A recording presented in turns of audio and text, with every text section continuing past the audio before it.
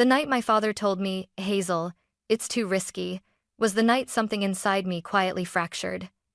I remember standing in his living room, holding my entire future in a neatly printed binder, projections, prototypes, early clients, yet none of it mattered. He didn't read a single line. He didn't even pretend to consider it. All I needed was $50,000 to launch the startup I had spent years building in the shadows of everyone else's dreams. But he shut it down with one sentence. Spoken so casually, it felt like he was brushing lint off his shirt. I walked away, trying to convince myself I shouldn't feel hurt until 2 months later, when the truth sliced deeper than any rejection ever could.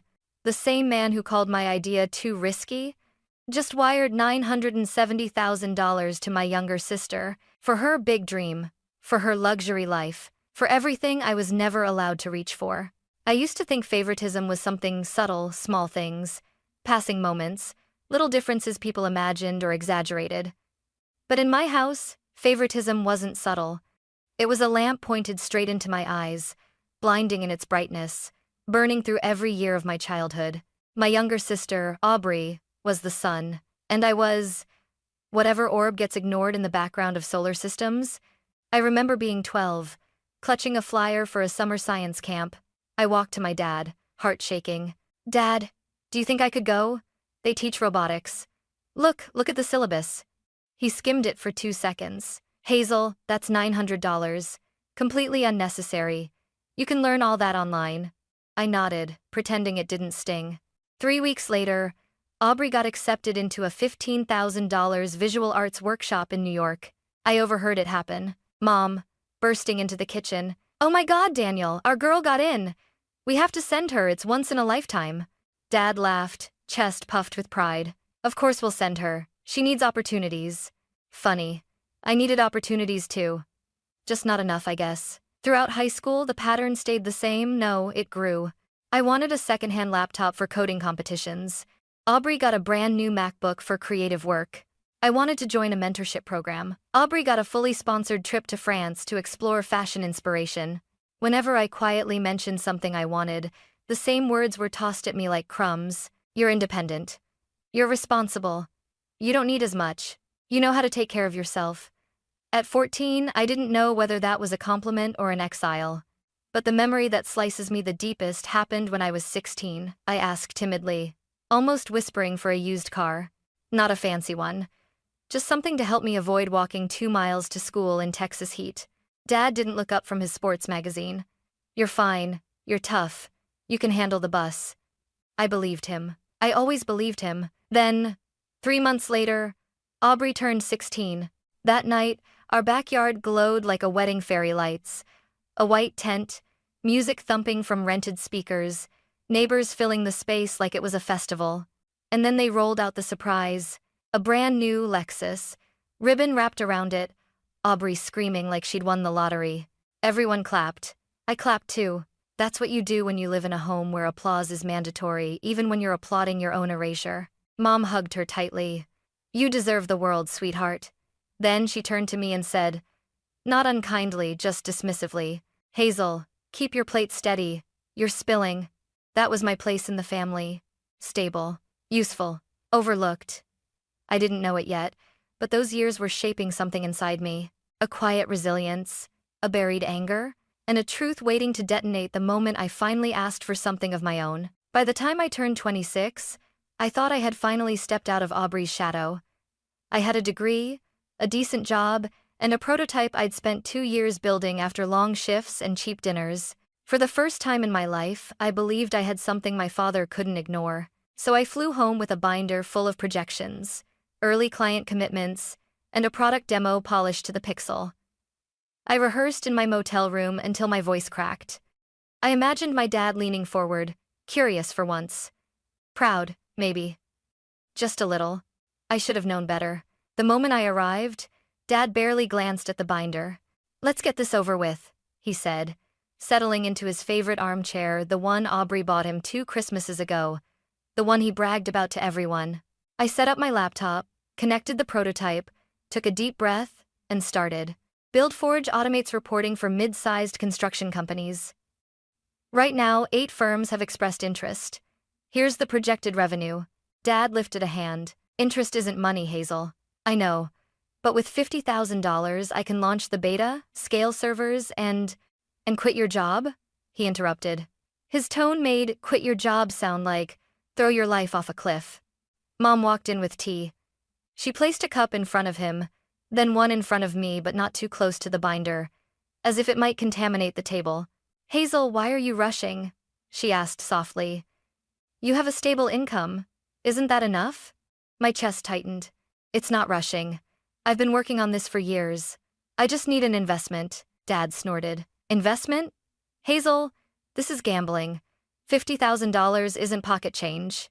I swallowed. I know. That's why I'm showing you numbers, contracts, the prototype, Dad. People want this. Finally, he leaned back, exhaled sharply, and gave me the look I'd been dreading, the one that said he had already made up his mind before I walked through the door. Hazel, he said, it's too risky. Drop it. Just like that. 3 words. No questions. No curiosity. No effort. Did you read the plan? I asked, voice trembling. Hazel, Mom said, placing a hand on his shoulder. Your father knows best. Sometimes the practical choice is the right one. Hazel. I stared at them, these 2 people who never hesitated to pour money into Aubrey's whims, into her photography phases, her design phases, her everything phases. I packed my laptop. Dad didn't look up. Mom kissed my cheek and said, we just want you safe. Safe. I'd heard that word my whole life. Safe meant small. Safe meant silent. Safe meant never choosing me. As I walked out of the house, binder pressed to my chest, the truth hit me so hard I nearly staggered. They weren't rejecting my idea. They were rejecting the idea that I could ever be worth betting on. 2 months after my father shut down my pitch, I had finally convinced myself to move on.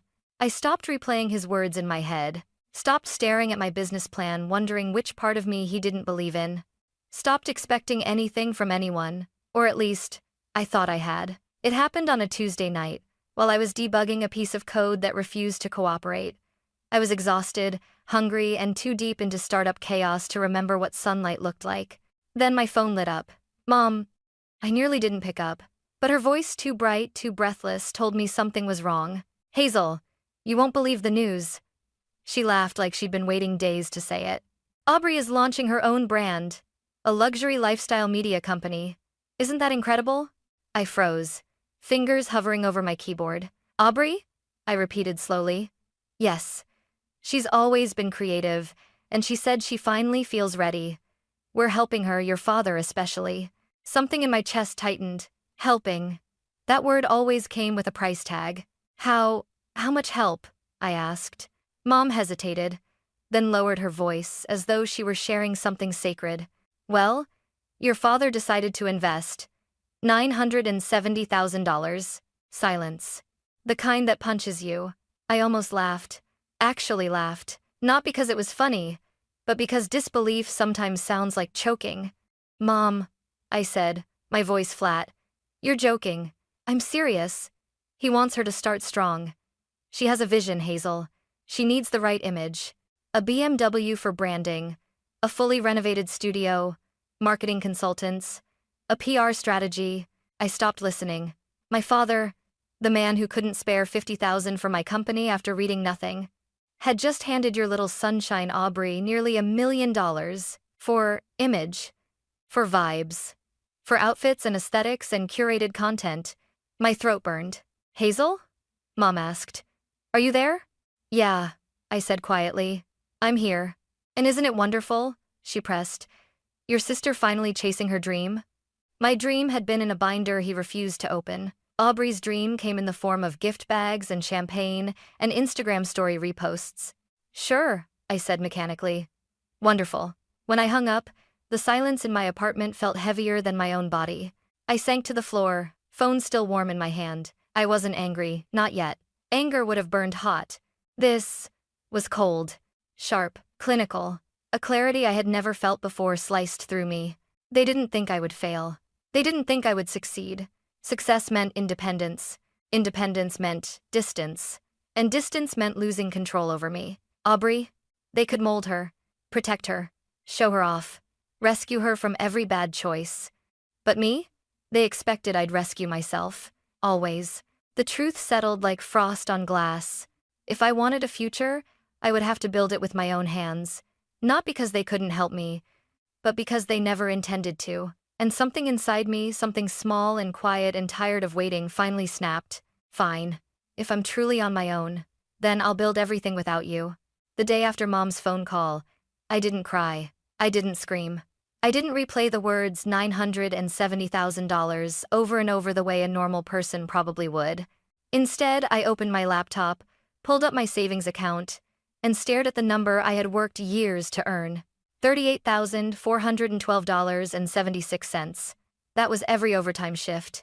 Every weekend spent coding. Every vacation day I cashed out instead of taking. Every birthday I celebrated alone because I couldn't afford a flight home. It wasn't enough. But it was mine, and for once, I decided that was enough reason to bet on myself. 2 weeks later, I walked into a bland beige bank office and did the thing every financially anxious person fears the most. I mortgaged my home. The loan officer slid the paperwork toward me. "Are you sure you want to do this, Miss Hayes?" No hesitation. "Yes, I'm sure." Fear throbbed under my skin, but it felt different this time, cleaner, sharper, mine to control. Not like the kind my father used to instill in me.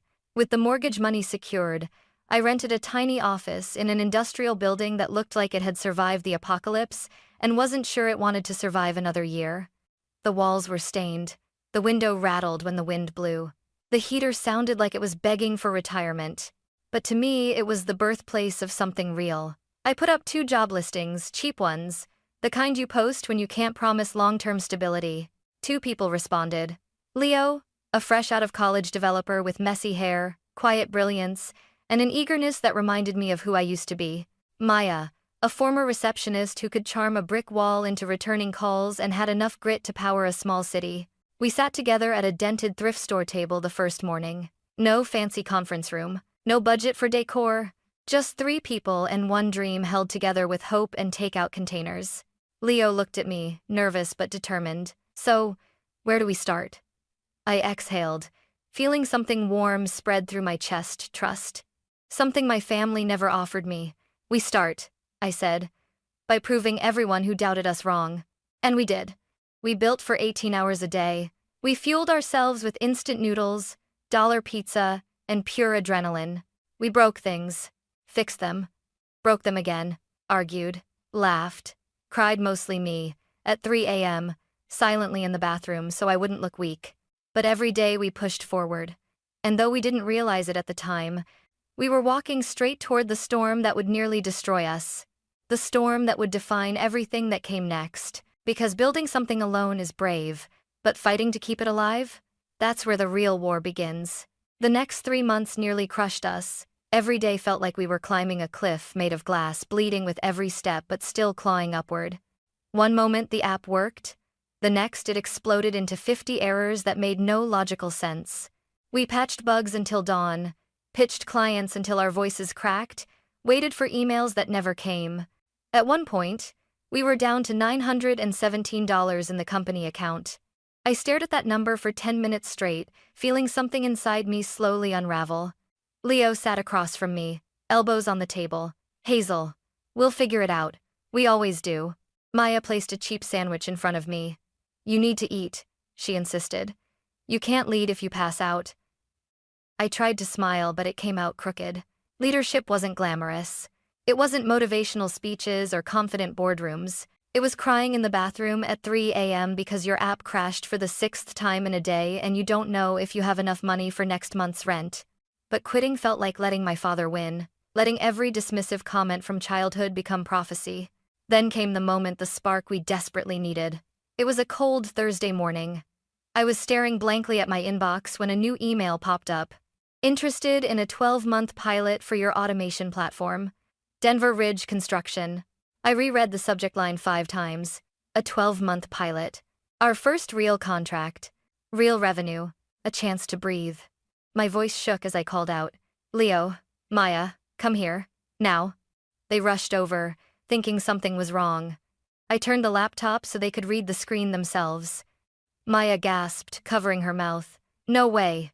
No freaking way." Leo blinked rapidly. "Are we hallucinating?" I laughed, an actual laugh this time, broken and breathless. No, we did it. We actually did it. There were no champagne bottles, no fancy dinner. Just the three of us sitting on the dusty office floor, eating dollar store pizza and crying like idiots. For the first time in months, the world felt less heavy, less impossible. But even as joy filled the room, part of me sensed something shifting in the distance, a tremor in a fault line I thought I had already escaped. Because while Buildforge was taking its first real breath, Aubrey's luxury empire was beginning to suffocate, and the fallout would come crashing straight toward me. 3 weeks after we signed our first contract, Buildforge finally felt stable. Not successful, not booming, but alive. Alive was enough. Then, one evening, as I wrapped up a meeting about the Denver rollout, my phone buzzed nonstop. 5 calls, 7 messages, all from Mom and Dad. My stomach tightened. Parents don't call you that many times unless someone's dead or something else is. I answered on the 8th ring. Hazel? Mom's voice was thin, shaky, nothing like the cheerful tone she used when bragging about Aubrey. We need to talk. My pulse quickened. What happened? There was a rustling sound. Then Dad's voice cut in low, strained, and oddly furious. They're taking the house. I blinked. What? The bank, Dad snapped. Aubrey's business, her expenses we co-signed. Now everything is collapsing. I sank into my office chair. They co-signed. Of course they did. Anything for the golden child. Mom broke in, voice cracking. We need your help. Hazel, please. If you could send $150,000, we can fix part of the debt. Just until we stabilize. $150,000. I almost dropped my phone. Mom, I whispered. I don't have that kind of money. Dad scoffed, actually scoffed. You're doing well. You have a company, contracts. You can take a loan if you need to.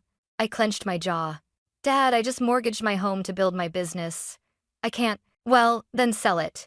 He interrupted sharply. You're young. You'll bounce back. I felt my breath stop. Sell. My home?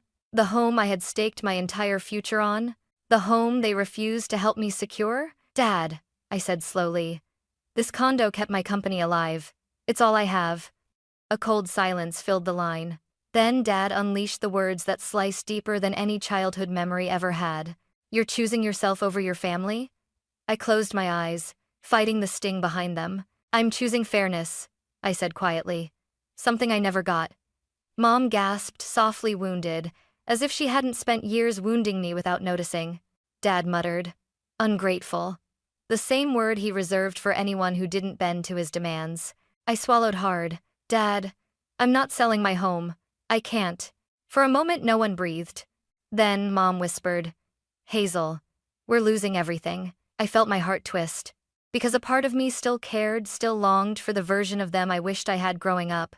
But caring didn't mean sacrificing myself. I'm sorry, I said. Truly. But I won't destroy what I built. I hung up before their guilt could seep into my bones. For the next week, the calls didn't stop. Texts, voicemails. Even Aubrey sent paragraphs dripping with entitlement. You're the only one who can fix this. You owe us. Stop being selfish. But nothing prepared me for what came next. The day they showed up at my door. It was a warm Saturday afternoon when the doorbell started ringing, like someone was trying to break it. At first I thought it was a delivery gone wrong. Then it rang again. And again. Harder. I wiped my hands on a dish towel and opened the door, and my entire past stepped into the doorway. Dad, stiff like stone. Mom, pale and exhausted. Aubrey, arms crossed, wearing oversized sunglasses like she was still living her influencer fantasy. Before I could say a word, Dad pushed past me. We need to talk. No greeting. No permission. Just entitlement storming into my living room like it owned the place. Mom sank onto the couch, trembling. Aubrey tossed her designer bag onto the coffee table like she expected someone else to pick it up. I closed the door quietly. My heartbeat wasn't quiet at all. I stood across from them, leaning against the wall, arms folded, distance as a shield. Dad began. You know what's happening. We're in debt. Deep. The bank is moving fast. I said nothing. He leaned forward. You're in a position to save us. There it was. Not even disguised. Hazel, Mom pleaded. You're successful. We're drowning. Please, help. Aubrey rolled her eyes dramatically. This wouldn't be such a big deal if you weren't being so dramatic. You make good money. Just sell this place. I laughed quiet, sharp, humorless. Sell my home? Dad nodded once. Yes. Use the money to pay off what we owe. It's the least you can do for this family. Least I can do? I repeated. My voice shook, not from fear, but from pressure finally bursting. Aubrey snapped. Oh my God, Hazel. Stop acting like you've had it so hard. You're fine. You always land on your feet. I stared at her. Aubrey, you burned through nearly $1 million. She lifted her chin. I needed a brand image. No, I said. You needed accountability. Dad slammed his fist on the coffee table. Enough. We believed in her dream. We supported her. That's what families do. A bitter smile tugged at my lips. And when did you ever support mine? Silence. Heavy. Accusing. I stepped forward, voice steady but trembling with years of swallowed pain. When I was 12, I begged to go to a robotics camp. You said it was too expensive. 3 weeks later, you sent Aubrey to a $15,000 art program. Aubrey huffed. That's irrelevant. Mom whispered. Hazel, that was years ago. I cut her off. When I got into a mentorship program, you told me I didn't need it. But Aubrey wanted inspiration in France, and suddenly you found the money. Dad's jaw tightened. That was different. Explain the difference, I demanded. He opened his mouth. Nothing came out. I kept going. I had held this in for too long. When I asked for $50,000 after years of work, after proving clients were waiting, after building a prototype, you told me it was too risky. Did you even read a single page of my plan? One? Any? Mom wiped her tears. We were just trying to protect you. Protect me? I laughed. From what success? Aubrey muttered. You're being selfish. I turned to her. No. I've spent a lifetime being the backup plan. The dependable one. The one who's fine without help. You were always the emergency. The damsel. The golden investment. Dad's voice broke, cracked under years of stubborn pride. Hazel, we're losing everything. Please. That please almost got me. Almost. But then I remembered the mortgage. The nights of crying silently in the office bathroom. The binder Dad never opened. The $970,000 they threw into Aubrey's fantasy without blinking. And something inside me clicked into place. Firm. Solid. Unbreakable. No, I said quietly. Aubrey surged to her feet. You heartless bitch. I didn't flinch. No, I repeated. I'm done paying for mistakes I didn't make. I'm done being your safety net. And I will not ever sell my home to fix the consequences of your choices. Dad stood up, face red. You'll regret this. I walked to the front door, opened it, and stepped aside. No, I said softly. For the first time in my life, I won't. They stared at me, hurt, angry, shocked, but I didn't move. Slowly, stiffly, they walked out of my home. Mom looked back one last time, eyes begging for a version of me I had finally buried. Then I closed the door, soft, final, and for the first time, I felt free. For the first few days after the showdown, my apartment felt too quiet. Not peaceful, just quiet in the way a battlefield feels after everyone has retreated. Dirt still unsettled, air still trembling with leftover anger. Their absence echoed louder than their presence ever had. No calls, no guilt-tripping texts, no knock on the door. Just silence, and strangely, the silence didn't hurt the way I feared it would. It felt like someone finally loosened a rope that had been tied around my ribs since childhood. About a month later, the updates started trickling in. A neighbor from back home messaged me. Your parents' house is up for auction. Another message came from an old classmate. Is it true Aubrey moved in with her boyfriend? She deleted her business pages. Apparently, the luxury facade couldn't survive without the money fueling it. The BMW was repossessed. The studio was emptied. The so-called brand image flickered out the moment the spotlight cost more than she could afford. And my parents? Dad pulled money out of his retirement fund. Mom spent more time at church than at home. Their confident posture shrank into something smaller, something human. But none of this brought me satisfaction. Revenge wasn't what I felt. Not even anger anymore, just distance. A clean, necessary distance. While their world was collapsing, mine, quietly, steadily began expanding. BuildForge landed 2 more long-term contracts. Leo and Maya surprised me with a small celebration. Grocery store cupcakes and a card that said, "Thanks for believing in us." Funny, isn't it? I had spent my whole life begging for someone to believe in me. Turns out I only needed two strangers and myself. With new revenue coming in, I moved into a modest rental house in Palo Alto. It had a tiny garden, nothing fancy, but every morning I sat on the small wooden steps, drank coffee, and listened to leaves rustle. No yelling. No guilt. No walking on eggshells. Peace, I learned, doesn't arrive with trumpets. It arrives quietly, like sunlight slipping through blinds, before you're awake enough to resist it. One evening, while I watered the plants, I thought of my father's words. "You'll regret this." I let them roll around in my mind, let them sting for a moment. And then, I smiled. Because every step I took away from that inherited chaos brought me closer to the person I was always meant to become. I didn't regret saying no. I regretted every year I said yes. In the end, choosing myself didn't destroy my family. It simply revealed the cracks that were already there, cracks I had spent years trying to seal with obedience and sacrifice. Now, I no longer carry what was never mine. I stand on my own life, my own terms, my own hard-won freedom, and for the first time ever, that feels like enough.